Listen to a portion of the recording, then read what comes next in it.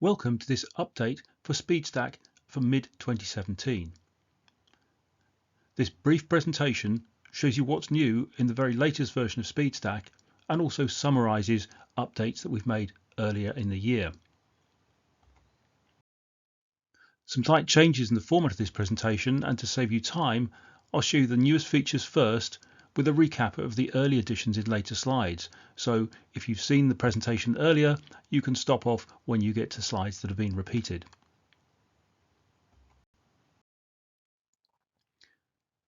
This version of Speedstack is version 17.05 and it's due for release late May 2017.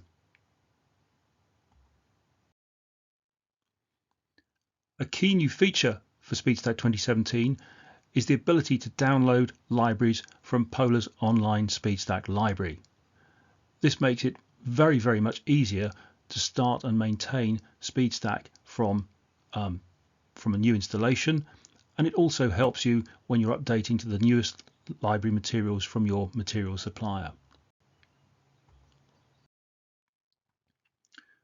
There's an extensive range of material suppliers. Most of the popular material suppliers are included, and you simply browse to the icon of the supplier's logo and choose the material family you'd like to load into the Speedstack library.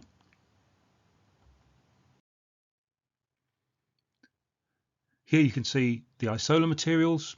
You can filter the available download libraries, and at the moment we've got 17 separate material suppliers with a broad range of material families.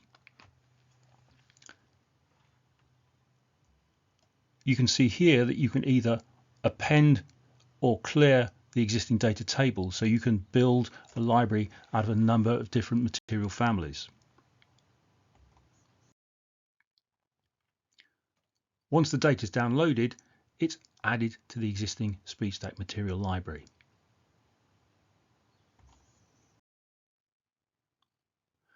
So in summary, it's quick and easy to build libraries to use materials from your preferred supplier.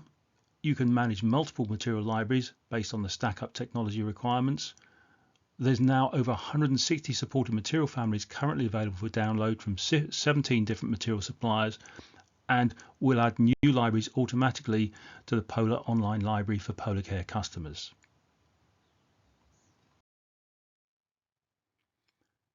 You can either open an empty library or open an append to a library. This is a new facility, so you can now mix and match selected materials by using this icon here.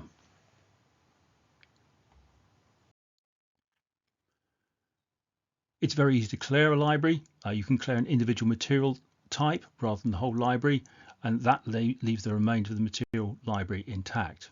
It's now much simpler than in earlier versions of Speedstack to maintain your library.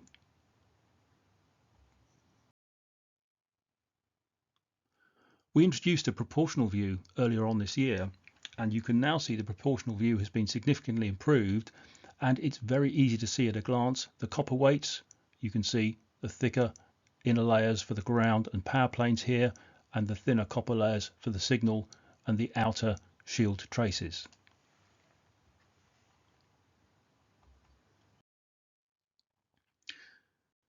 Stepping back now to summarize Speedstack 17.04, which we released in April,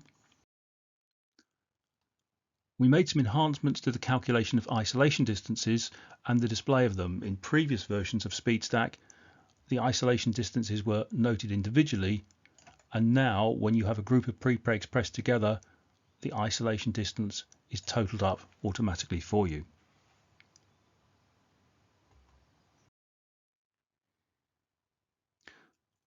Also in 17.04, we made it much easier to export and import the library, so you could use Excel as an editing tool. The changes were quite subtle, but our customers have fed back that the improvement in editing has been significant.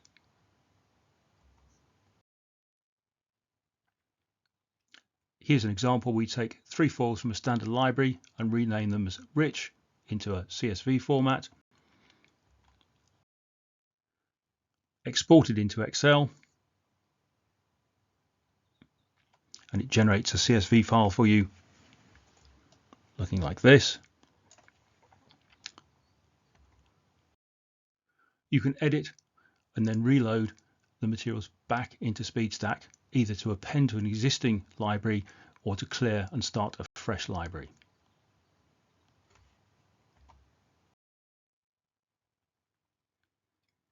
Moving back now into February with version 17.02, we made some significant enhancements to the exporting into Mental Graphics Expedition. But bearing in mind that everybody isn't always on the latest version of their CAD system, we retain support for earlier versions of Mental Graphics, so you can export in the newest version for compatibility of the latest versions of Expedition, but for earlier Expedition versions you can still export in version 11.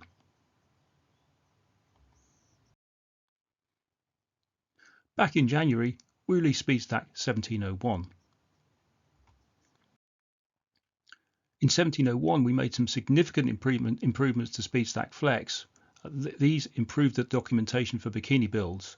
In fact, the slide you're looking at here is a version 16 of Speedstack, and if you look closely, you can see the cover lay does not align with the no-flow prepreg, so it's purely an exploded view. Likewise, the bond ply and the no-flow prepreg don't align here. This is an illustration of the materials used in the stack, but it's perhaps not quite a realistic view of how they'll appear after pressing.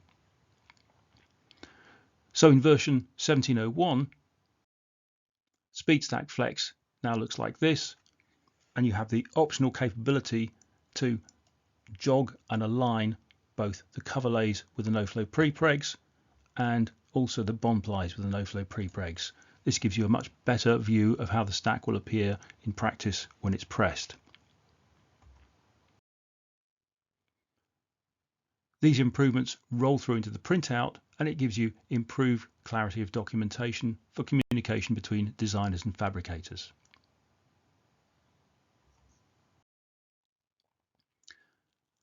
There are also a number of minor improvements with Speedstack Flex back in January. Those were the improved calculation for calculating the pressed height of the stack up. Again, you can see here the new sum total and the calculation shown through in a controlled impedance structure. Many customers asked us to add net classes, so the ability to tie each structure to a net class gives much better compatibility when you're documenting the net classes to connect the Speedstack stackup with the information in your CAD layout system. That data again follows through into the printout, and there are selectable columns on the printout that allow you to display the net class in the printout when you're communicating between different people in the team.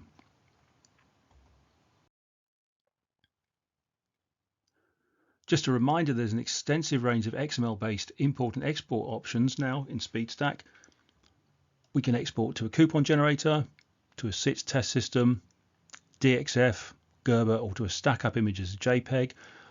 And for CAD system compatibility, we can output to Cadence Allegro, into a generic CSV file, IPC 2581 revision B, Mentor Expedition, STK, Zuken CR8000, Zuken DFM Center, and also our richest form of communication goes into UCAMCO Integrator and UCAM in the SSX format.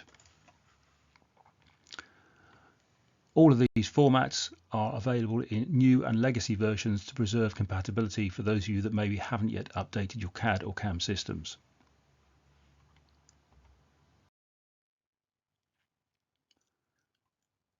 We've also improved the XML import-export options, and in the format we can now support a number of things in XML that we couldn't before: material colors, structure coating profiles, and comprehensive structure parameter information. We've also made the versioning information much simpler.